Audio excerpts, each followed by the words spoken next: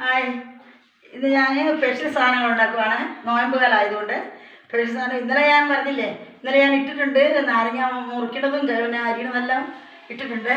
അതിൻ്റെ പുറമെ ഇപ്പം റെഡിയാക്കിയിട്ടുണ്ട്. മാങ്ങ റോസ്റ്റ് ചെയ്തിട്ടുണ്ട്. ഇപ്പം പുതിയ മാങ്ങ കുറച്ച് കിട്ടിക്കഴിഞ്ഞപ്പം മാങ്ങ വേണ്ട ഇങ്ങനെയാണ് ഞാൻ റോസ്റ്റ് ചെയ്യുന്നത്. ഇങ്ങനെ അപ്പം ആദ്യം മുതൽ കാണിക്കണ്ടല്ലോ, എല്ലാവർക്കും അറിയാമല്ലോ, പിന്നെ പ്രത്യേകം കാണിക്കേണ്ട കാര്യമില്ലല്ലോ. അപ്പം ഇങ്ങനെ ശരിയാക്കി കൊണ്ടുവന്ന് മാത്രമേ ഞാൻ വണ്ടിയിലിടാൻ പോവുകയാണെങ്കിൽ ഇതാ ഇങ്ങനെയാണ് മാങ്ങ റോസ്റ്റ് ചെയ്തേക്കണത്.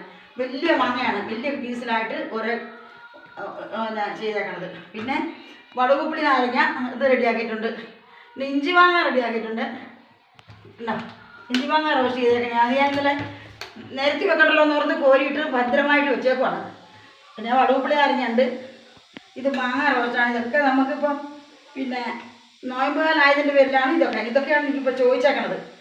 ചോദിച്ചത് മാത്രമേ ഞാൻ ഉണ്ടാക്കിയിട്ടുള്ളൂ. അപ്പം ലൈക്ക് ചെയ്യണം, അതൊന്നും മറന്നു പോകുന്ന ആരും. സബ്സ്ക്രൈബ് ചെയ്യണം.